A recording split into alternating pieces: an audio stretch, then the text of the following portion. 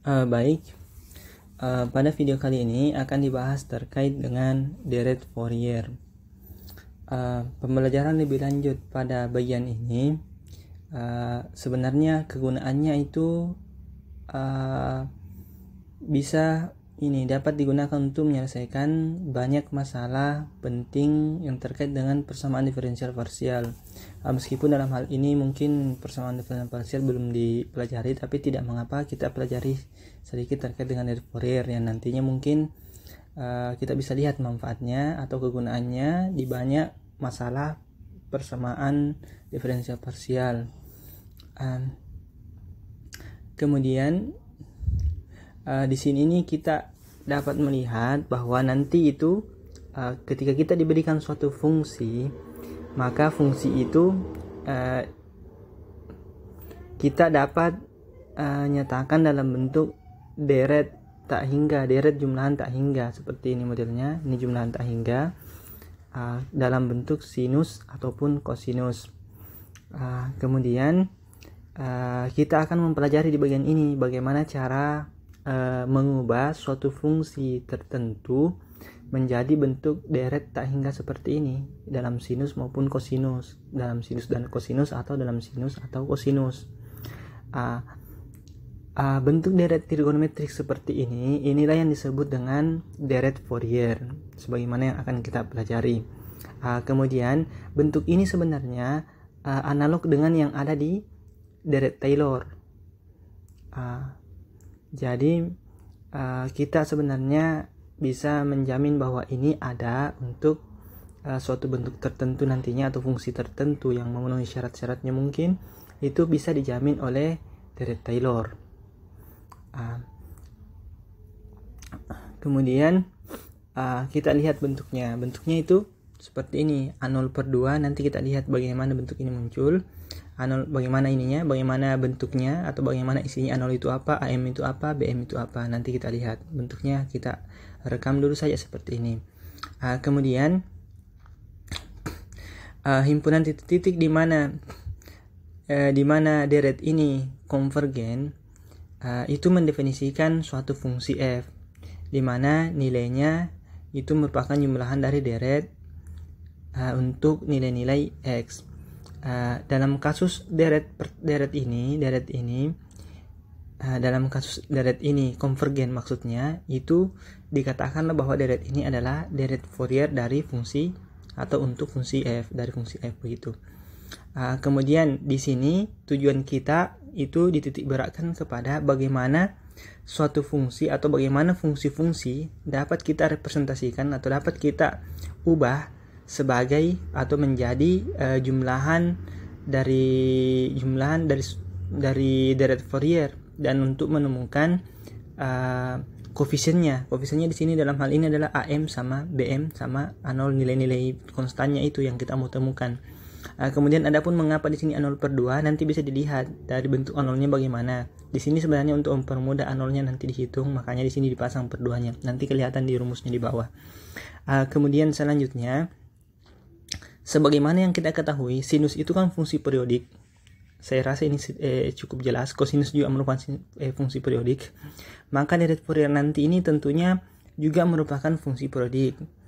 Sehingga kita bisa mendapatkan kesimpulan bahwa nanti yang akan kita pelajari adalah terkait dengan fungsi periodik. Jadi kan tidak mungkin kita bisa nyatakan suatu fungsi yang bukan fungsi periodik dalam bentuk sinus kosinus dalam bentuk seperti ini. Karena dari sisi nyatanya saja kan, kalau kita gambarkan misalnya grafiknya kalau tidak periodik, maka bagaimana bisa menjadi seperti ini. Makanya kita nanti pelajari di sini yang periodik. Adapun yang dimaksud dengan fungsi periodik adalah ini, f dikatakan periodik jika terdapat suatu bilangan positif bilangan positif t sedemikian sehingga fx tambah t sama dengan fx untuk setiap x anggota domainnya atau semua nilai. Nanti itu biasanya domainnya kita kalau tidak tulis berarti himpunan sama bilangan real. Sebagai contoh kita bisa lihat bahwa periodik itu bentuk grafiknya seperti ini. Sebenarnya bisa dilihat dari bentuk sinus kosinus itu kan sebenarnya fungsi periodik, mirip-mirip ini bentuknya. Ini kita bisa lihat dari sisi ini sampai ke sini itu terulang di sini, ini sampai sini mirip. Gitu juga nanti di sebelah sininya itu terulang dari sini. Itu maksudnya periodik. Jadi berulang-berulang nilainya. Seperti itu. Kemudian kita tinjau lagi sifat-sifat yang ada sedikit terhadap fungsi periodik. Misalnya kita punya dua fungsi periodik yaitu f dan g yang memiliki periode yang sama. Kalau kita punya t-nya ini adalah bilangan positif yang terkecil sehingga dia berlaku ini fx tambah t sama dengan fx, itu yang kita masuk dengan fundamental period atau periodenya, biasa kita katakan periodenya t, seperti itu. Jadi ini berlakunya atau kita katakan t yang paling kecilnya sehingga berlaku ini di fungsi periodik itu yang kita namakan sebagai fundamental period atau periodenya, seperti itu. Kita langsung masuk ke sifat-sifatnya fungsi periodik. Pertama, jika kita punya dua fungsi periodik f dan g, kemudian fundamental periodnya itu tidak perlu fundamental ya, cukup ada periode yang biasa saja.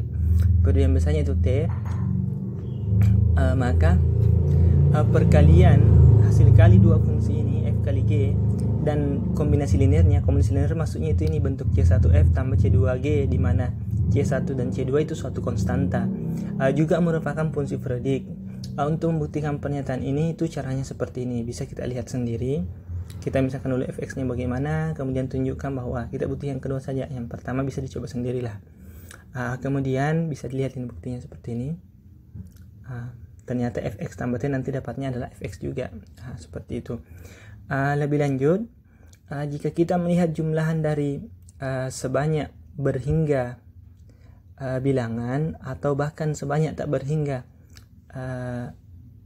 bilangan, atau kita bisa katakan kan deret kalau sebanyak tak berhingga dari suatu fungsi dengan periode t, jadi fungsinya periode t, maka jumlahan dari fungsi-fungsi yang periodenya t, maka jumlahannya juga pasti periodik meskipun jumlahnya tak berhingga. Maksudnya misalnya kita punya f1, f2, f3 dan seterusnya sampai tak berhingga, semuanya fungsi periodik dengan periode yang sama, maka jumlahan mereka sampai tak berhingga juga itu masih periodik dengan periode t. Selanjutnya, untuk fungsi sinus mvx per L dan kosinus mvx per L yang kita ambil dari bentuk pertama tadi, itu untuk setiap m nya sama dengan 1, 2, 3 dan seterusnya, itu periodenya adalah t nya sama dengan 2L per m. Saya kira ini bisa dilihat. Kita ingat saja bahwa sinus itu periodenya adalah 2V. Jadi x nya kira-kira di sini berapa supaya nanti dapatnya 2V ya. Tentu x nya ambil 2L per m, nanti dapat ini 2V di sini modelnya. Kan seperti itu. Kemudian ini dijelaskan bahwa sin cos itu mempunyai periode fundamentalnya atau periode yang standarnya itu adalah 2V, periode fundamentalnya. Dan sin alpha x itu ini bisa dilihat 2V per alpha periodenya, seperti itu. Kemudian jika kita pilih alfanya sama dengan mv per L, maka didapat ini. Jadi ini cara konstruksinya, bahwa t nya nanti itu kalau bentuk sinus kosinusnya begini ya, periodenya seperti ini, periode fundamentalnya. Saya kira cukup jelas di situ, bisa diperhatikan. Selanjutnya kita akan melihat bahwa ini terkait dengan fungsi sin dan cos. Kalau kita kalikan juga masih periodenya 2L. Merujuk tadi ke sifat yang di atas ini, perkalian dua fungsi periodik dengan periode yang sama itu masih periodik. Selanjutnya kita pindah saja ke orthogonality dari sinus dan kosinus, fungsi sinus dan kosinus. Ini maksudnya orthogonality itu bukan yang kita standarnya saja, orthogonality yang tegak lurus saja, tapi ini menurut inner product sebagaimana yang kita pelajari di aljabar linear. Saya kira di aljabar linear sudah diberikan hasil kali dalam atau inner product biasa namanya. Jadi kita katakan dua vektor U dan V itu tegak lurus atau ortogonal ketika nilai hasil kali dalamnya ini UV-nya itu sama dengan 0. Biasanya kalau di aljabar linear simbolnya gini, U, V. Ini U vektor, V vektor, ini sama dengan 0. Ini yang menjadi syarat atau bisa dikatakan definisi dari ortogonal. Selanjutnya di sini pakai kurung biasa, tidak masalah. Yang penting kita paham maksudnya. Kemudian ingat U dan V-nya di sini dipandang sebagai vektor. Kemudian kita sudah buktikan atau mungkin sudah ada yang pernah dapat di aljabar linear itu dibuktikan bahwa integral seperti ini adalah hasil kali dalam.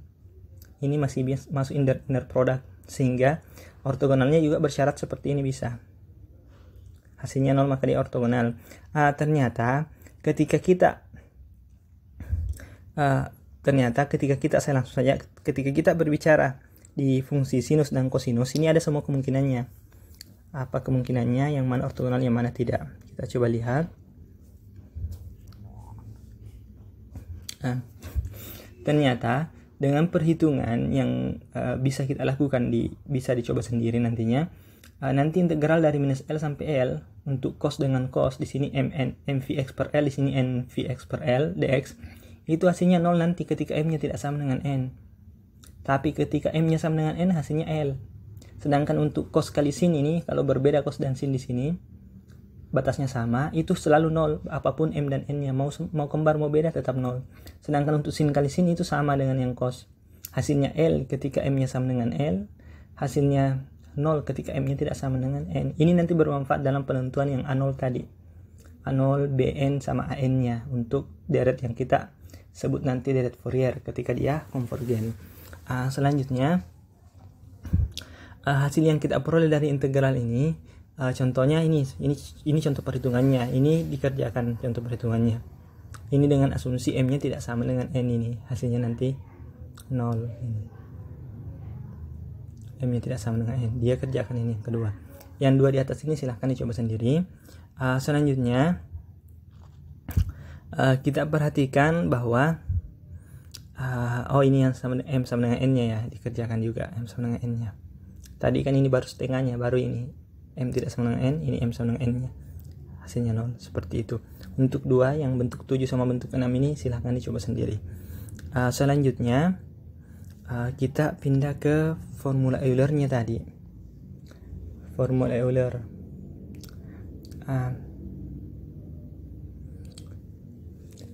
Misalkan kita punya deret bentuknya seperti tadi, kita namakan fx sama dengan A0 per 2. Nanti kan fx ini bakal fungsi yang kita mau ubah bentuk deret. Ya, tentu ingat selalu fx ini harus periodik karena cos dan sin itu adalah fungsi periodik. Selanjutnya kita lihat A0 per 2 di sini sama dengan belum, kita ini mencari A0-nya nanti berapa, AM-nya berapa, BM-nya berapa. Kita tinjau dulu bentuk fungsi dalam bentuk deret seperti ini. Kemudian koefisien dari AM dan BM kita dapat hubungkan dengan fx. Ini muncul sebagai akibat dari ortogonalitas tadi, ortogonality.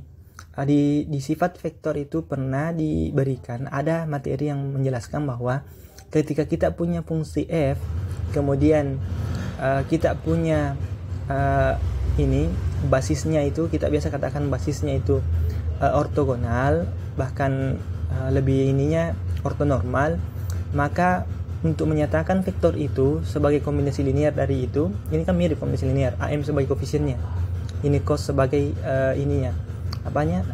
sebagai vektornya, vektor basisnya begitu, maka bentuknya itu tunggal.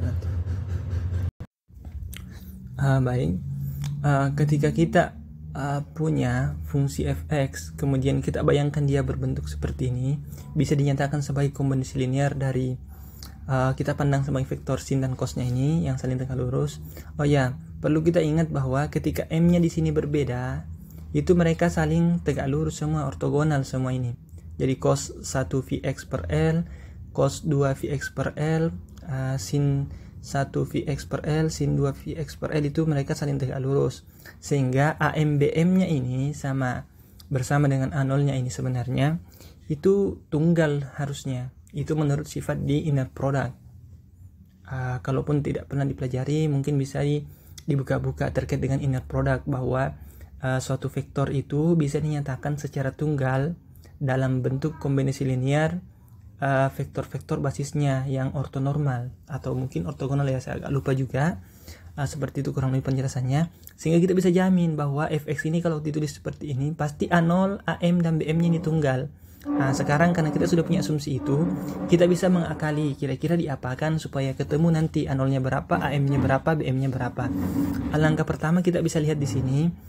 Kita buat dulu pertama kita dulu misalkan bentuk ini, bentuk 9 ini, bentuk 9 ini kita kalikan dengan ini, cos NVX per L, dengan catatan N-nya di sini tertentu. Jadi kita kalikan sebenarnya untuk setiap N mulai dari 1, 2, dan seterusnya. Tapi kita coba dulu untuk N tertentu saja, karena itu kan sudah mewakili sebenarnya. Jadi misalnya kita katakan misalnya N sebarang bilangan bulat positif tertentu. Jadi dia tertentu saja. Kita bisa tulis seperti ini. Berarti kita kalikan dulu baru diintegralkan dari minus L sampai L. Ini diintegralkan sesuai dengan periodenya. Periodenya kan 2L, berarti diambil minus L sampai L. Kemudian fx cos NVX, ini pengalinya tadi, ini NVX per L ini. Kemudian A0 per 2 dikali juga dengan integral itu. Integralnya tadi di luar di sini, tapi A0 per 2 nanti konstan sehingga integralnya bisa A0-nya bisa difaktorkan keluar. Begini juga yang ini. Sigmanya juga seperti itu, sifat diintegral dengan sigma kan seperti ini. Bisa sigmanya bertukar dengan integralnya. Begitu juga di sini bisa seperti itu. Ini tadi pengalinya cos NVX. Cos NVX ini kita kalikan dengan N tertentu yang bulat positif. Ini. Jadi ingat, selalu harus diingat N-nya ini tertentu, tidak bergerak dia, N-nya tertentu. Sekarang ini dikatakan bahwa ingat bahwa N-nya itu tertentu, sedangkan M-nya itu dari 1 sampai seterusnya ini. M-nya bergerak dari 1, 2, 3 dan seterusnya. Kemudian kita coba menyelesaikan masalah di atas. Kita coba melihat perhitungan masalah di atas. Dengan catatan pertama kita tinjau untuk bagaimana ketika M-nya sama dengan N. Jadi kita lihat saja kasus untuk M sama dengan N. Ketika M-nya sama dengan N, nanti kita perlu bentuk ini. Bentuk ini. Mengapa? Karena kalau M-nya sama dengan N, sebagaimana telah kita bahas sebelumnya, ini cos kan fungsi periodik. Fungsi periodik dari minus L sampai L periodenya 2. Jadinya panjangnya ini kan 2L. Jadinya ini 0 hasilnya. Cos 0. Sedangkan ini sin cos, berapapun M dan N-nya, itu selalu 0. Maka ini juga 0. Kita bisa katakan ini 0. Ini juga 0. Ini 0 karena yang ini. 0. Kemudian yang ini, tinggal ini yang ada nilainya. Sekarang kita perhatikan di sini. Kita mulai dari N. Di sini kan katanya yang ada nilainya ketika M dan N-nya itu sama.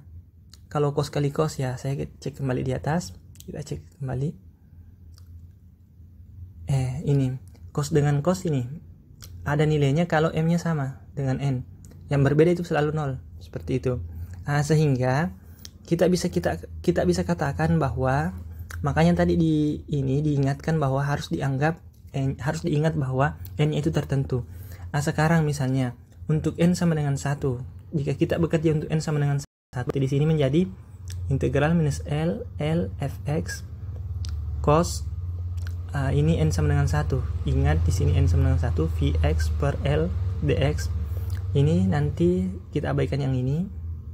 Anggaplah ini nanti ini pindah hasilnya ke sana. Ini sama dengan yang ini di atas.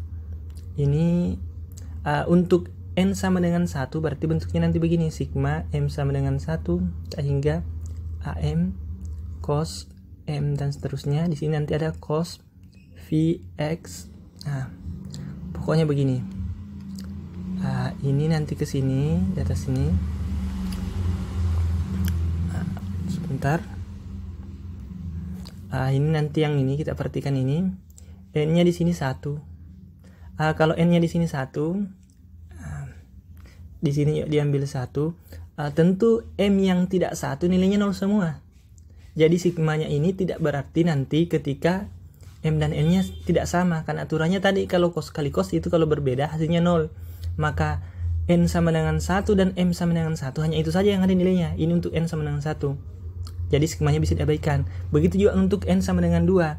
Di sini nanti nilainya itu yang ada nilainya adalah ketika M-nya juga 2. Ketika M-nya bukan 2, maka untuk N2 itu yang lainnya tidak ada. Misalnya M-nya 3, N-nya 2, atau M-nya 1, N-nya 2, maka nilainya 0 semua berdasarkan di atas. Maka setiap N di sini, nilai ini integralnya adalah setiap N yang kembar dengan M, integralnya adalah L. Makanya di sini L dikali AN. M-nya berubah jadi N karena kembar. Maka di sini kita bisa tulis ini. Untuk setiap N sama dengan 1, 2 dan seperti ini. Selanjutnya ini kita bisa tentukan nanti AN-nya. Dari sini ini sudah kelihatan N-nya berapa. Ini kita sudah bisa tulis AN sama dengan 1/L dari integral ini. Ini untuk setiap N sama dengan 0, 1, 2. Berarti kita sudah dapat formula untuk AN-nya. Sekarang bagaimana untuk mendapatkan formula untuk koefisien A0-nya? A0 itu caranya integralkan saja bentuk yang ke-9. Yang ke-9 itu yang mana? 9 itu yang ini. Integralkan saja ini. Ini integralkan dengan batas minus L sampai L. Setelah diintegralkan, nanti kan yang kosinus itu 0, yang cos sama sin. Ini integralkan minus L sampai L, ini integralkan dx, ini diintegralkan, ingat ini nanti 0 hasilnya, ini 0, ini juga 0, jadi bersisa nanti di sini ini integral minus L sampai L kan hasilnya 2L. Iya, pasti 2L hasilnya karena minus dengan L, berarti nanti kan L dikurang minus L berarti 2L, ini ada 2 nya berarti A0 L, dapat ini.